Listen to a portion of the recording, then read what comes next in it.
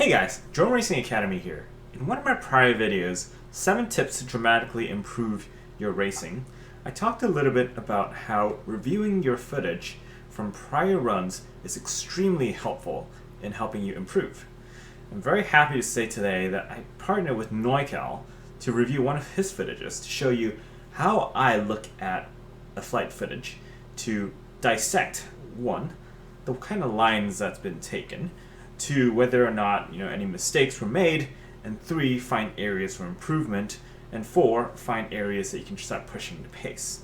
So today we're going to take a look at Noical's videos to show you why he is so fast, and see if you can kind of dissect that a little bit, and see if we can bring that to part of our game. So first things first, this is Noical's channel. As you can see, he is one of the fastest pilots in North America right now, and he's a great guy, so I highly recommend you go check out his channels for inspiration and also to subscribe into his channel. Now, we're going to take a look at his Multigp GQ run, just because that's the run that I'm most familiar with. And to start, let's just take a quick look at what one of his runs look like. And for reference, he's the top in the GQ qualifier list right now, the #1 spot. So as you can see, it's quite ridiculous how fast he is. And honestly speaking, at this speed, it's very hard for me to pick out what he's doing that's different from what I'm doing, just because it's so fast, it's all a blur. So the first tip I have is, especially if you're watching someone really fast, is to really reduce the speed. And that helps you figure out what he's doing and take a look at the lines. So on the first pass, we're just going to try to take a look at what kind of lines he's taking, and also how he's taking his elements. So again, at slower speed now, you can see this line across here, he's always lining up for the next gate, right? As he passes through the last gate that you saw, he's already lined up for the next gate. So like, there's a lot of pre-turning here. That's a great example right there. Split acid pre-turns very, very early. On this gate right here to the corkscrew, it's a very challenging entrance, just because you're kind of flying over it, and he's kind of flying over it at a nice angle and swooping in to start his corkscrew. On his second run, you can see his entry to the corkscrew, he goes a little further. I actually liked his entry in the first lap better, and as you can see over here, his second lap is a little bit slower, possibly because of that. So that's how it looks like when you run at a half speed. So now let's kind of slowly dissect that piece by piece, right? Since he starts it in the middle of the lap, let's just go from the beginning. Okay, so right at start, you can see he's coming past the flag, and he's already lined himself up with the start gate. And the second he goes through the start gate, you can see that he's already pointing straight at where the flag is going to be, right? That's where he wants to be. And as you can see, if I advance this a little bit, the second he comes a little bit closer to this side, he's going to start turning to the left before he even reaches the flag, to start lining it up to the gate after that. And let's see that right now. See? He's not even at the flag. He's already turned, right? That's the kind of speed that he's going, that he's going to need to pre-turn a lot in order to be able to hug that line and maintain his momentum, right? Depending on how fast you're going, you might not pre-turn as early, but in general, you do want to pre-turn as much as possible. And when you fly a quad, you got to think of yourself as almost driving a drift car, right? There's not much grip when we're talking about flying a quad. You're always pushing your vector of your blades to change your direction. So every time you want to change a direction, it actually takes time before a new direction takes hold, which is why we see things like this, where we pre-turn significantly. So now that we're here at this part, let's drop the speed even more. So as you can see over here, he passes the flag, and the second he passes the flag, he's already turning back to the right to aim at the next gate. Right? And before he even gets there, he's already kind of pointed at it. And that's again because he was sliding in towards the left to get around the flag, but then he immediately adjusts right after, right? And as you can see over here, the next gate is on the right-hand side, and that's the ladder, right? So you're gonna see him pre-turn for that next gate before he even reaches this gate, and that's gonna come right here. He's not even at the gate yet, but he's already facing to the right, right? He's lined up himself for the ladder. So you can see over here, he takes a nice smooth line, and he's aiming at this part of the ladder gate, because that's the part he wants to hit, and he wants to kind of circle down and circle in really nicely. The tricky part about ladders too is you want to be able to approach it at speed, but you're going to have to be able to slow down very quickly for you to be able to take a nice tight ladder turn. And that's what you're going to see over here. Before he even gets to the ladder, he's going to almost be completely turned around so that he can use the force of the quad blades pushing air in the opposite direction to slow himself down and to set himself up for a nice tight turn around the ladder. And here you see it, right there. Do you see how he's almost sliding into the ladder backwards? It's basically what that is, right? And that the reason for that is because he's going into the ladder so quick that he needs to turn backwards to shave off a lot of that speed so that he's able to take the turn really tight. Otherwise, he's going to blow it way out, right? And that's a trick for ladders, right? The entry of ladders is extremely, extremely important. Being able to reach the right speed when you get to the ladder will help you set up the rest of the ladder, especially if it's a multi-rung ladder, if it's like if it's a 3-stage ladder or 4-stage ladder. Being able to enter at the right speed will help you lock that in, right? So you can see over here, he's almost turned completely backwards, sliding into it. And as a result, you can see that he is able to take that ladder really, really tight. Now, he's done with the ladder, and you can see he's kind of facing almost to the right, and that's partly because of how quickly he took the ladder turn, and he's kind of faced off to a bit to the right. You're going to see him quickly adjust so that he's going to swing around the flag over here. So here, you can see it's basically almost a hairpin turn as he comes out from the ladder into the flag to the split S gate over there. So what he's doing right now, as you can see, he's almost pointed himself at the apex of the turn, so he's going to swing around the flag in a nice smooth arc to set himself to be as straight as possible with the split S gate. The trick part of a split S gate here is you want to hit it almost head on, because if you go hit it sideways, when you turn around, it's very easy to slide off to the side, right? So you're going to see him try to take that as straight on as possible. So before he even reaches the flag, he's almost pointed straight at the split S gate here. And as you can see, immediately he turns around. Right? Same idea with the ladder. You're going to want to slide into something like a split S gate backwards as well. And again, the reason is braking can only be accomplished on quads when you're forcing the vector of your quad to be exactly opposite to the direction of travel. So that's what he's doing right now. He's sliding the quad backwards, and you're going to be able to see him basically hug the crossbar of that gate, and that's what keeps it really, really nice and tight. And the second he crosses that bar, he goes back on the throttle. Right? So there.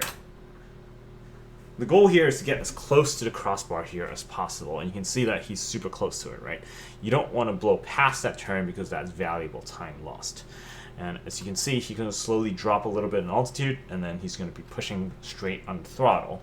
And it brings us to the next part of this track, which is past that flag right there, you can see a line of 3 corkscrew gates. And being able to attack the corkscrew gate, you're going to have to come in from the other side. So you're going to see how he takes that. So there we go. He's back on the throttle over here. One thing to keep in mind when you're attacking this kind of a gate too is it's very easy to bottom out here, right? Especially if you're trying to get really, really close to that crossbar. You can see he has a decent, he's got a decent altitude above the ground here to act as a cushion. You don't want to take that too close to the ground because it is very easy to bottom out. There we go. And see, the second he passes the flag, he's aimed himself at the row of the 3 triple gates. And what he's going to do is he's going to basically perform a split S maneuver over those gates. As you can see over here, Again, he's sliding in backwards just like before. And this, in my opinion, is the best line to take this section. And you're going to see that on the second lap, he does this a little differently. But here, the key things I want you to take note is, as he's sliding over this gate, he is aimed squarely with the first gate in the center of his view. So that the second as he comes around, he's going to be pointed right at the first gate, and he's also slowed down enough that he can take the entry of the corkscrews really nicely. And that's what you're going to see over here. All right, see that? He's coming through, and he's already aimed at the corkscrew gate. And if you look at my corkscrew tutorial on my channel, you're going to remember that when you're taking a corkscrew, you want to be aiming at the top corner of the gate. So as you can see over here, since you're taking a right-hand corkscrew, Noical's already aimed at that corner. And you're going to be able to see, as he does his corkscrews, he's constantly looking at the top right-hand corner of the next gate that he's going through. And there we go. See, as he's going across the crossbar right now, and the second he comes down, he's staring again at the top right. So he's constantly staring at the top right, and he's taking this really, really tight, really, really quick, right? And the key to that corkscrew that he does so well is that he's hugging the crossbar as he flips over it, and as he comes down, he's already looking at the next one, the top right-hand corner, and does the same thing over and over. It's nice and smooth, no major adjustments as he's coming through. Now, next part I want you to take a look to is, as he exits the last corkscrew, he's already pointed at the next gate. This is easier said than done because you're basically unwinding from a corkscrew and pointing yourself at the right direction. This is the part that I have a lot of trouble with. I'm always hunting for the gate after my corkscrew, and that costs me valuable milliseconds. So right now, he sees the gate, goes straight through, and he's already aimed at the next two flag sections. So you can see there's a flag on the left and a flag on the right. He's going to blast it through right in the middle, and then he's going to swing around to the start gate again. There. As he's coming around the flag, he's constantly staring at it at the apex of the turn, because remember, think of this as driving a drift car. You're always going to be sliding through. And that completes the lap. And he's doing the exact same thing as before. And that was 8.9 second lap. As you can see over here, he's sliding into the ladder, as we mentioned, and he's turning around. And then over here, he's sliding across, always staring at the flag, pre-turning for the split S. Now here, this part I want you to pay close attention, because he does the second lap entry to the corkscrew a little differently. He's going to go a little bit past the first gate, and in my opinion, I think he probably went a little over. He's going extremely fast. You got to remember, we're playing this back super slowly. If you play it back in real time, it's hard to catch, but you can see over here, as he goes over for the split S, he is blowing that a little wide. So you can see the second gate is now in view. Right? This wasn't in view on the first lap. Right, so this shows that he has gone slightly past the ideal line here, and that's something that you can keep in mind as well when you try something like this for yourself. And then see how he's having to swing back into the first gate, just because he's kind of swung around and coming back to the ideal gate location. But even then, he saves it and does a brilliant corkscrew and goes right through. Beautiful corkscrew, once again, exit into the gate, flag, and into the start gate. And as you can see, that's 9.2 seconds. And I think he might have lost that 0.2 seconds probably at the entry to the corkscrew. Now, those are the kind of key things you can learn from watching something like this, right? And this is an exercise that I highly encourage you to do, is watch someone much better than you, study the lines, study how they're taking things and how they're entering the elements, and how quickly they're pre-turning for things, right? Like, where are they looking at each part of the course? That is hugely important. A lot of times we focus more on, hey, how is he taking the element? Oh, okay, so he's taking the ladder in this way. But like, you got to remember that the setup for the element is just as important as the element itself. So looking at this in its totality at slow motion can really help you appreciate all the things that he's doing. The next piece that I also want you to look at and this we can go back to normal speed, is how smooth the flight is. There's very little hunting for the next objective. He's constantly flying in a smooth line. That's something that you would keep in mind as well when you're looking at your own videos. Are you kind of always hunting? Is your nose always kind of pointing around in certain areas? And that's something that you can keep in mind and check for yourself. Now that we've seen what good looks like, and this is, well, sorry, not good, this is amazing looks like, I'm going to show you really quickly one of my own videos so that you can take a look at the differences. And this is how I take a look and analyze my own flight lines to find rooms for improvement. So this is my run for the GQ. Much more of a mortal's line than what you just saw, right? So you can see over here, coming through, relatively tight on the ladder, but here you can see I blow past that one a little bit more, and my corkscrews are a lot looser than what we just saw, right? And the next thing here, did you see that? On that last, let me play that back slowly. Oops, sorry, wrong button. So here are the kind of ways to critique your own runs, right? And that's how you can improve. Take a look here. Now I'm coming through here, somewhat similar to how Noical does it, right? I'm pointed at the flag, and that's good. I'm swinging around the flag, and I'm looking at the next gate. That's great. Now, see how I'm going through this gate and I'm pointed to the left? That's a problem, right? You're gonna see me struggle to hit the ladder after this, just because I was thinking of the gate that I'm hitting, but not the next gate. Remember when Noical did this part, he was already pointing to the right. You can see the ladder, and he was already kind of headed in that direction. Whereas I'm super late to this, which resulted in me, look how wide I'm swinging. I am almost at the same level as the ladder, whereas Noical's line cuts him a lot closer to the right side of this place, right? So you can see over here, I saved it by kind of sliding into a bit more, and I was still able to do the ladder, but that part definitely could be improved significantly.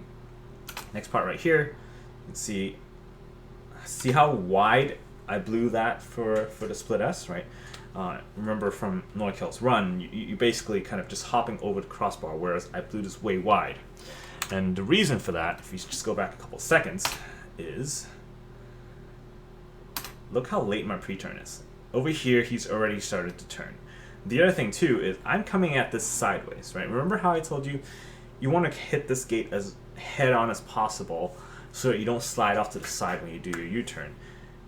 I'm hitting this sideways, so like I'm having to adjust for that, and I'm also pre-turning way too late. I'm not even pre-turning, I'm turning as I go through the gate, which results in me not being able to shave off the speed. I had a lot of straight line speed coming in, and that's what caused me to blow this way wide, right? So that's half a second at least right there that I could shave off. Now I come through here, and if you remember from Noical's run, when he does a split S over the corkscrew, he has a bit more elevation, whereas I took this really, really tight. Now, tight lines are generally good, but the problem with this line is that I don't have much time to line myself up. There's basically no room for error. And I'm basically almost doing this entire move blind. I see the corner of the gate as I come in, and that's it. That's the only chance I have to make any adjustments. And if I don't make this just right, I'm going to miss the gate completely, or I'm going to crash into something, which was a problem for me. I was not very consistent in this entry. When I was able to do it, it was great, but consistency wasn't there. And that's why it's important to have a smooth line that gives you enough time to spot where you're going, right? And you can see over here, I kind of bottomed out, right? Remember how Noical's lines is, he comes over and it's a smooth circle that takes him through the next gates. For mine, because I took such a tight line, I kind of had to stall near to the ground before making it forward again, and that's no good, right? So the lesson here is you want to be able to take this slightly higher and keep it more as a smooth circular arc rather than a very sharp angle where you're going to bottom out. Now, as I take my corkscrew, I'm also kind of pointed at the top right-hand corner, but you can kind of see I'm making minor adjustments every time I'm moving, right? You're kind of always hunting for the spot. Now I'm coming through again, and this time I pre-turned a little bit earlier, so I'm closer to, see, I'm very close to the right side this time, so the ladder on this one was a lot better. And over here, it's tighter, but I took that slower, so it's not great either.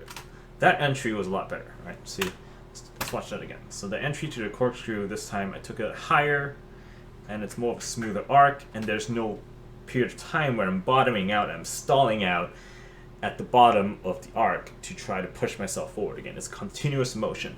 Conservation of your momentum is huge when it comes to racing. It helps you reduce the amount of battery that you're using to kind of push yourself through, and it also helps you conserve your speed. And as you can see over here, I'm aiming at the top right hand corner. That's good. Someone passed me. That's no good. Don't let people do that. Now, did you see that? The nose of my quad was doing this, right? That means I'm not stable when it comes to my pitch, right? As I make a sharp turn, you're going to lose altitude just because of how slanted your quad is, and your vector of force you're being pushed is a lot less towards the grounds, and so you're going to drop an altitude. And in order to control for that, I should have used more throttle, but in this case I kind of panicked a little bit, and you can see my nose wobble, right? And that's what I mean by like how smooth you are. How stable is the nose of your quad? Does it look like it's always pointed where you're trying to go, or is it doing things like this, right? And you can see over here really quickly. So take a look here. See how my nose is constantly going like that? And look at that. That flip, that's not something that you want, right? Now here on this lap, pre-turning a little bit more. The ladder is not that smooth. Oh, and that part I got a little too close to the flag, right? So it's partly because I took this ladder kind of slow. So usually I have more speed coming here, which would slingshot me past the flag. But because I took the previous part slower, taking the same line resulted in me crashing the flag, right? So speed at which you're coming in, the line, all of that matters, and you have to adjust for that as you're constantly flying through. So this turn I took a little better. I'm a little bit closer to the bar, and that's better. And as I come over here, I lost a little bit of speed there as well. You can kind of see me stall a little bit, but in general, always aiming at the top right hand corner, and that's fine. And you can still see the kind of nose of my quad having a lot of instability as I fly through here. And that's it, right? So that's how I review my own footage. You're looking out for things that you can do better, and if possible, comparing against someone that does it way better than you, right? Just looking at this, so many mistakes that I'm making. My nose is unstable. I'm not pre-turning enough, especially in a split-ass gate, but even on the ladder. I'm not always aimed at the gate after, right? Sometimes I am, sometimes I'm not. My lines are unstable. And my entry into the corkscrew when I come over the top, I'm taking that way too sharp, and that results in me sometimes just almost slamming into the ground, having to just push all my power downwards and stalling out to prevent myself from bottoming out and just wasting a ton of time there. And I guess the last part too is pace, right? Obviously you watch it at much slower speed, but when you kind of watch it at a normal speed, you can see a very obvious difference in the pace at which I'm taking compared to Noical, right? And that's also accounts for a majority of the difference in our speeds. He's able to run these really, really tight lines at a much higher pace than I am. But that's not something that you should obsess with earlier in your game. You want to make sure your lines are clean, the way you take your elements are good. So those are the things that you should be focusing on first. Once all those things are fixed, then you can start slowly increasing your pace, right? So I'm not saying the pace part too much. But as you can see over here, when you watch this at full speed, you can kind of see what I mean by instability, right? My nose is constantly hunting for the next thing, right? I'm like going left, right, up, down, very twitchy all over the place, especially at parts that I'm not super confident about, right? So that's what you want to be focused on. Take notes as you're going through your own videos. Take notes as you're going through, someone's much better than you's videos, and make sure you note down what you need to learn, and that's what you're going to practice the next time you're out there. And then as you compare over time how your videos look, you're going to see major improvements in the areas that you've made a conscious effort to improve on, and as you keep doing that, you're just going to keep reviewing your videos and keep getting better and better and better. And that's key to improving yourself in this. So this has been Drone Racing Academy. I really want to thank Noical for agreeing to let me review his videos. I think that's really, really good that I was able to show you what a great example looks like before going to my not so great flying. So thanks so much, Noical. Please do subscribe to his channel. He constantly posts runs from his, many different tracks, so you can really kind of take a lot of inspiration from how he flies. Please do subscribe to my channel as well. We're going to have a lot more content out there, both from a gear perspective, but also from how to improve your flying. So thanks so much for your time. I hope this was helpful. Please do comment to let me know if this was useful at all, and if I missed anything, if there are other tips that you can share with the group. That would be really helpful. So have a great day. I'll see you next time.